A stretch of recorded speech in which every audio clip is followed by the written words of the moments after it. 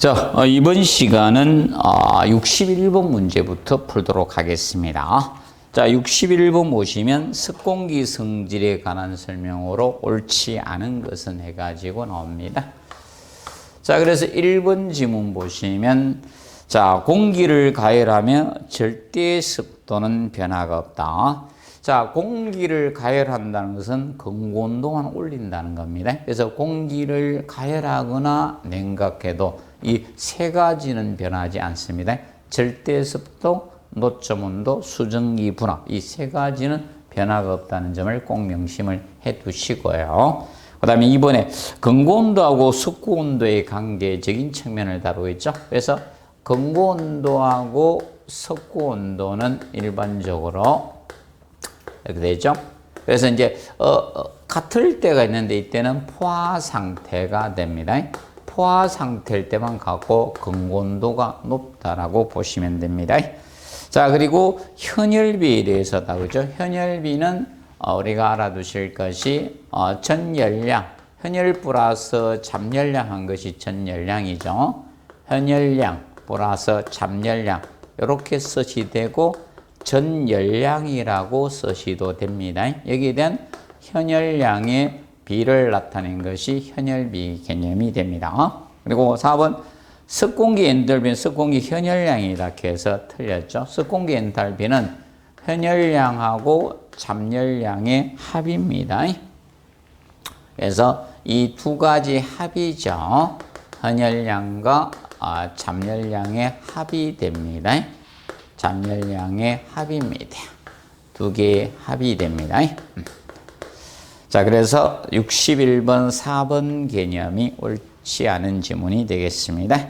그리고 5번에 근고온도수 동일하면 상대 습도는 100%가 되죠. 그래서 이제 상대 습도 100%일 때 근고온도, 노점온도, 석고온도가 동일해진다는 점 기억해 두시면 되겠습니다. 그 다음에 62번 보시면 자, 건축 설비의 기본상으로 옳지 않은 것은 먼저 1번의 순수한 물은 1기압에서 4도씨 물이 가장 무겁죠. 자, 밀도는 최대가 되지만 부피는 최소가 되는 것이 4도씨 물이었습니다. 자, 그리고 자, 2번에 일정한 온도에서 일정량의 기체의 최적은 자, 압력의 반비례 관계죠. 그래서 2번 문장이 틀렸습니다. 자, 2번은 보일의 법칙입니다. 보일의 법칙으로서 일반적인 압력과 기체의 최적과의 관계를 나타냈죠. 그래서 보통 압력이 높아지면 최적은 어떻게 줄어들죠. 그런데 반대로 압력이 낮으면 최적은 커지게 됩니다. 그래서 보일의 법칙, 그래서 2번 개념이 옳지 않은 지문이 되겠습니다. 자, 그 다음에 3번 일정량의 기체의 최적과 압력의 곱은 기체의 절대 온도의 비례 관계가 됩니다. 그래서 이것은 보일 사례의 법칙이죠. 3번은 맞고요. 그 다음에 4번에 동일한 양의 물이 배관 내에 흐를 때 배관의 단면적이 2배가 되면 물의 속도는 2분의 1이 된다. 자, 보통 4번 개념은 유속 개념이죠. 유속은 유량을 간의 단면적으로 나눈 것이죠.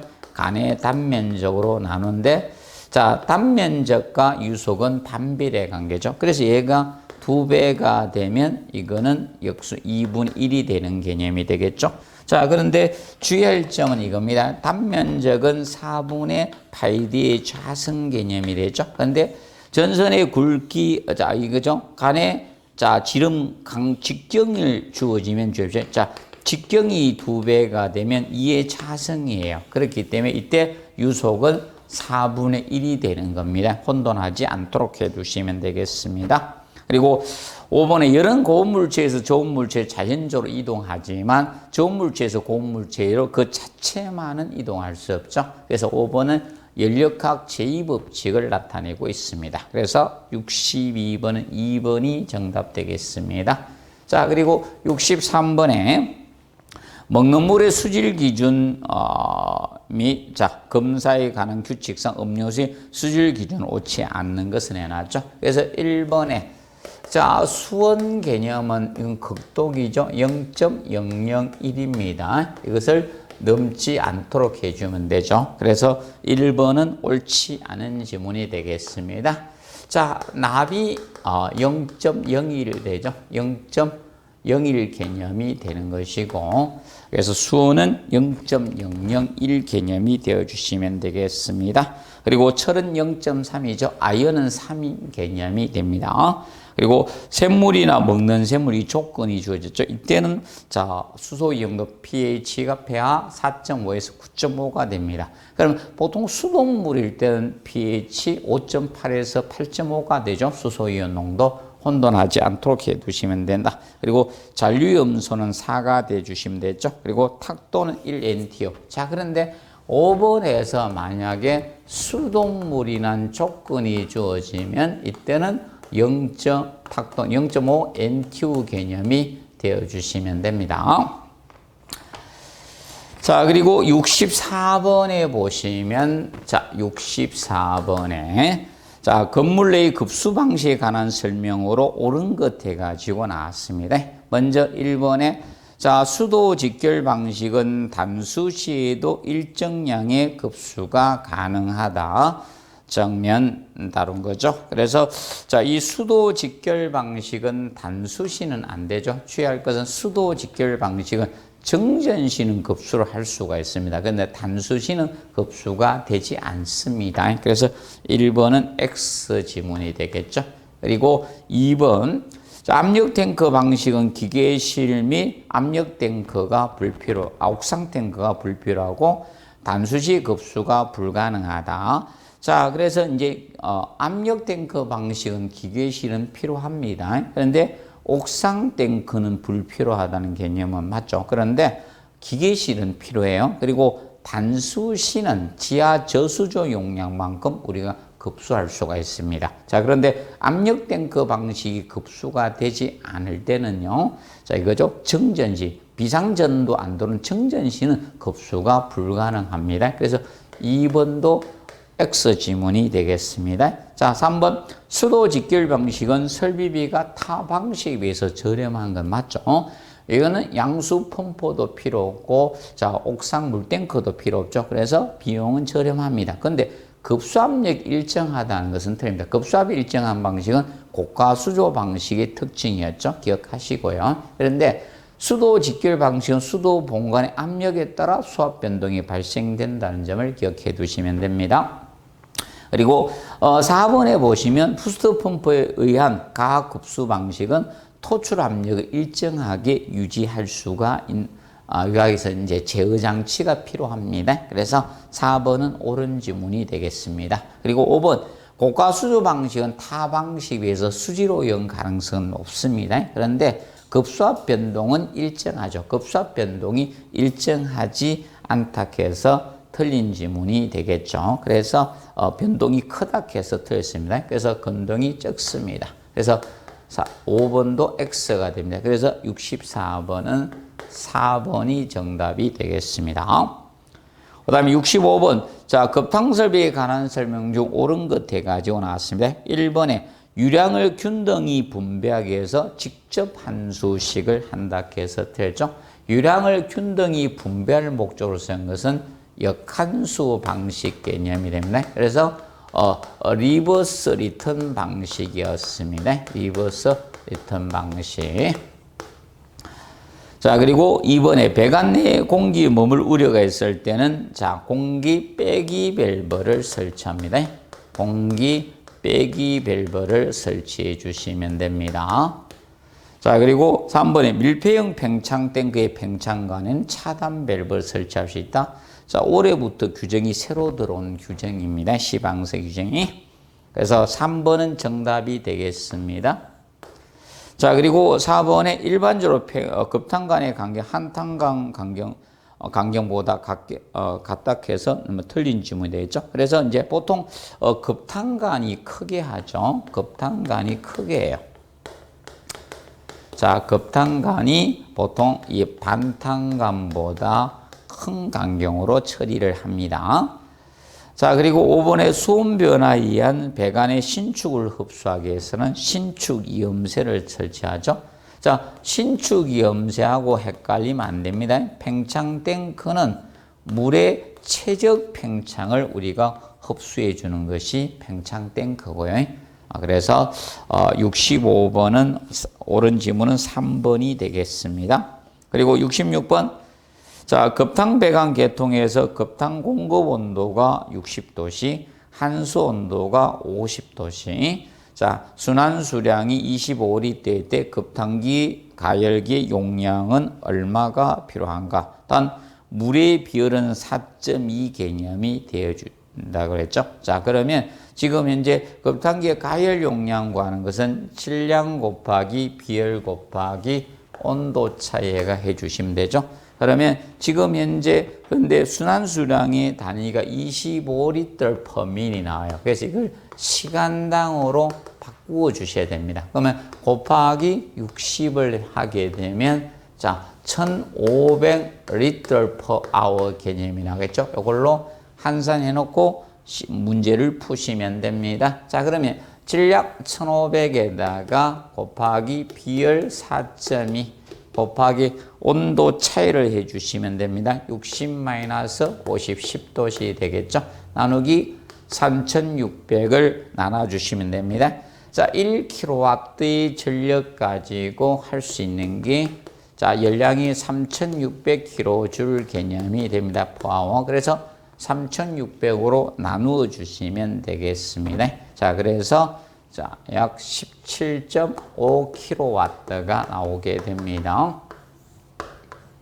그래서 정답은 4번이 되겠습니다. 4번.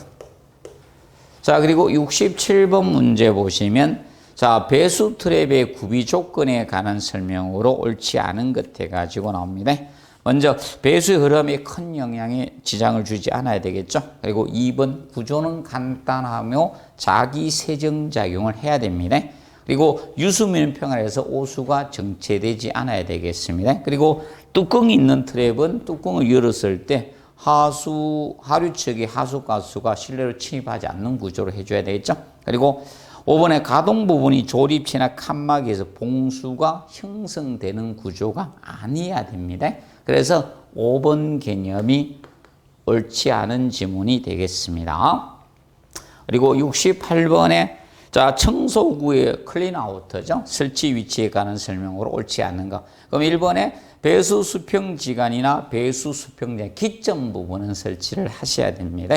그리고 2번에 뭐 최근에 시험 다루면 그 2번에서 많이 다루고 있죠. 그래서 배수 수평관이 긴 경우는 배관 지름에 따라서 달라집니다. 간 지름이 100mm 할 때는 15m고 100mm 넘을 때 초과할 때는 30m 이내마다 설치해 주시면 되겠습니다. 그리고 3번에 배수관이 이제 45도 개념이 되겠죠. 그래서 3번에 45도 넘는 자, 방향 변경 개선, 방향을 변경할 때 이럴 때 우리가 설치를 하게 됩니다. 그리고 4번을 혼돈하지 않도록 하시면 자, 배수 수직간 최상부 및 최하부의 또는 그 부분. 그럼 하부는 이해가 되는데 상부가 이해 안 되는 분들이 있어요.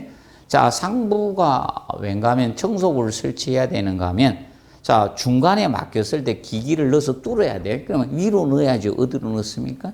자, 우리 문제 됐을 때 내시경 위로 가고 밑으로 넣죠. 그거와 같이. 그래서 수직간 최상부도 설치를 해야 됩니다. 그래서 이 상부 가지고 이해 안 되는 분들이 간혹 가다 있어요. 그래서 그 예를 들어 드렸습니다. 자, 정리해 두시고. 그래서 68번은 3번이 옳지 않은 지문이 되겠습니다. 그리고 자, 69번 문제 보시면 자, 오수 처리 정화 설비에 관한 설명으로 옳은 것 해가지고 나옵니다. 자, 그래서 먼저 1번에 SS는 부유 물질이었죠. 그리고 COD는 화학적 산소 요구라. 옳은 지문이네요. 1번에.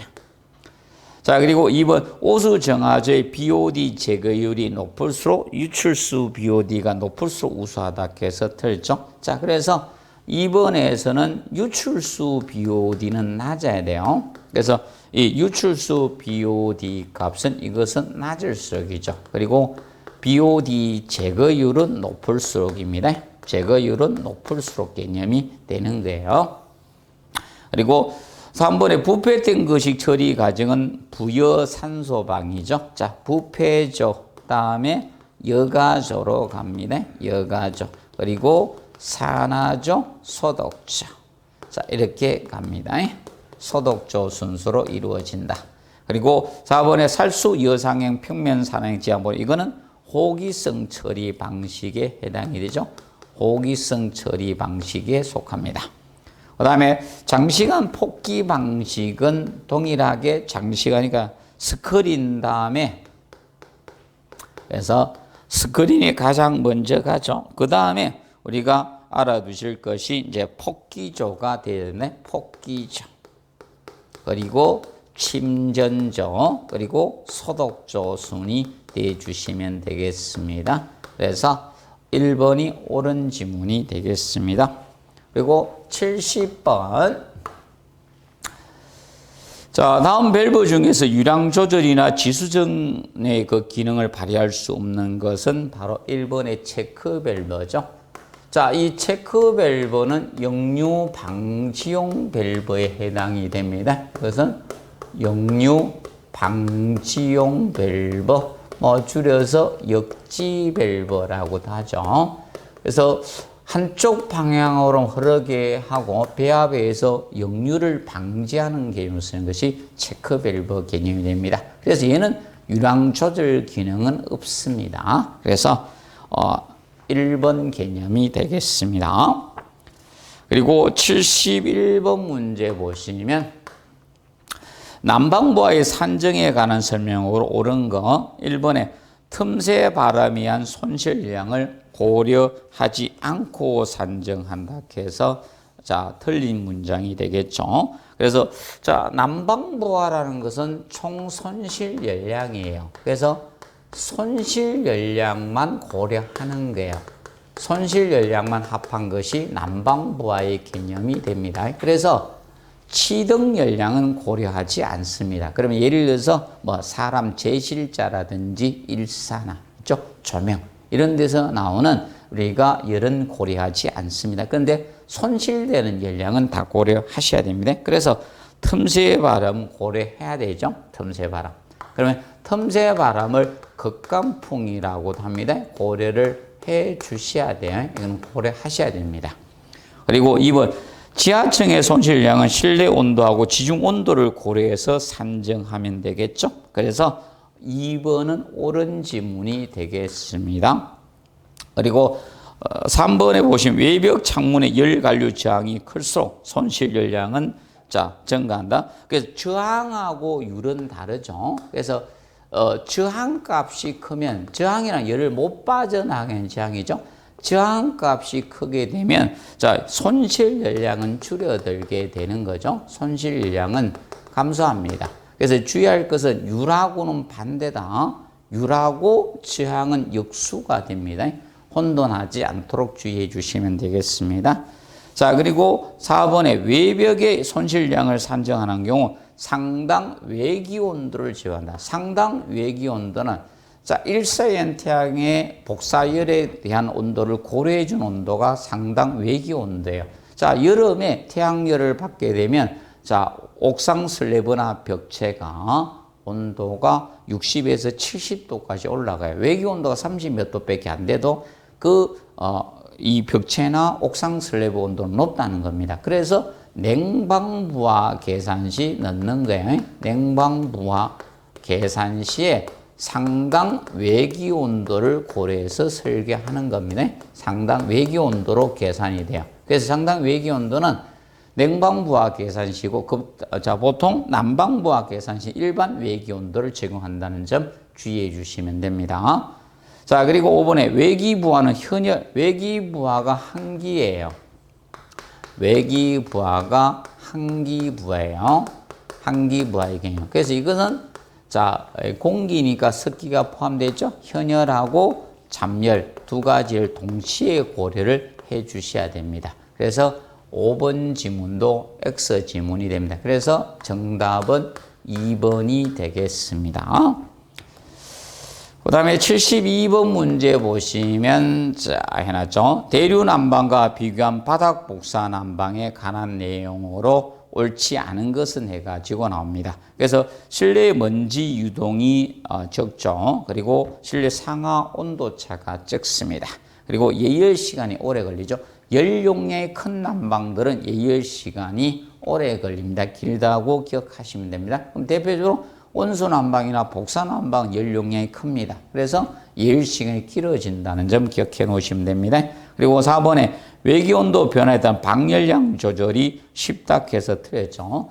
자, 이 복사 난방의 경우는 자, 온수 50도 전후의 온수를 파이프에 공급해서 바닥 전체를 가열해서 복사열을 방출해서 난방 온도를 맞추기 때문에 방열량 조절이 어렵습니다. 그래서 72번, 4번 개념이 정답이 되겠습니다. 그리고 매입배관이기 때문에 5번의 고장심이 자, 우리가 발견하기가 어렵겠죠. 그리고 수리도 어려워진다는 점 기억해 두시면 됩니다. 그 다음에 73번은 뭐 난이도 아주 낮은 문제죠. 지하의 매설 시 가스 파이프의 매설 색깔입니다. 그러면 지하 매설 배관은 두 가지 색깔로 표현할 수 있다. 저압일 때는 항색으로 표현하고 중압 이상일 때는 붉은색으로 처리해 주면 된다. 그래서 현재 물은 문제는 중압이니까 붉은색 되겠죠. 그래서 정답은 1번이 되겠습니다. 그리고 74번에 거실 통로 유도등 설치 기준이다. 갈로 안에 들어갈 순서대로 옳은 것 해가지고 나왔습니다. 그래서 기억은 거실 통로 유도등 중에서 구부러진 모퉁이하고 보행거리로 따져서는 유도등은 기본 20m가 된다 했죠. 유도 표지는 15m지만 자, 우리가 유도등은 보행거리가 자, 20m 개념이 되어 주시면 된다. 그래서 20m고 바다우드 설치 높이는 자, 이겁니다. 거실 통로 유도는 천장에 달 수밖에 없게 높이 설치해야 됩니다. 그래서 1.5m 이상이 되어 주시면 되는 겁니다. 그래서 정답은 20m하고 1.5m가 되니까 4번이 되겠습니다. 자, 그리고 75번 문제 보시면 자, 전기설비에 관한 설명으로 옳은 것 해가지고 나왔습니다. 자, 저항은 전선의 단면적과 비례한다 했었죠. 자, 그래서 저항 개념은 자, 이겠습니다. 전선의 길이 뭐 도선이라서 보통 전선이라 많이 쓰고 있죠. 전선의 길이를 전선의 단면적으로 나눠서 전선의 고유 저항, 비저항을 곱해서 계산하시면 됩니다.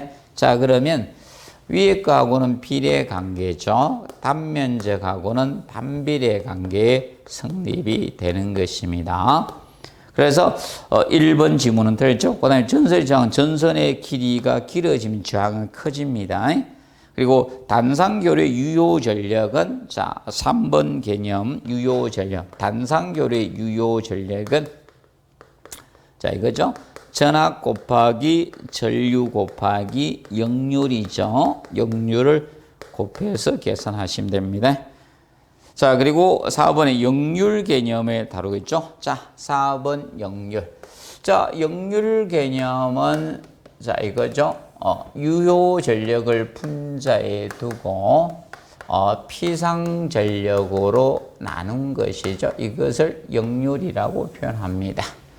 자, 그래서 자, 피상 전력이라는 것은 두 가지를 합친 거죠. 유효 전력하고 플러스 무효 전력의 합을 나타내는 게 피상 전력이고요. 그러면 전혀 우리가 이 전기를 쓰는데 에너지 전혀 보탬이 안 되는 쉽게 전력을 무효 전력이라고 보시면 되는데, 사람도 보면 전혀 있긴 있는데 아무 존재 가치가 없는 사람도 있죠. 그와 같이 이 무효 전력이 있습니다. 이것을 그러면 결과적으로 역률이 좋다는 것은 유효 전력이 많다는 거죠. 그래야지 역률이 좋아집니다. 그러면 역률을 우리가 좋아지게 되면 전기 비용을 우리가 줄일 수 있는 거죠. 전력 소비를 줄일 수 있는 특징을 가지는 겁니다. 보시면 되고, 그 다음에 5번에 역률을 개선하기 위해서는 콘덴서를 설치하는 거죠. 콘덴서가 역률 개선 장치로서 자, 이 부하의 평열로 배치를 하셔야 됩니다. 병렬 기억을 해 두시고요.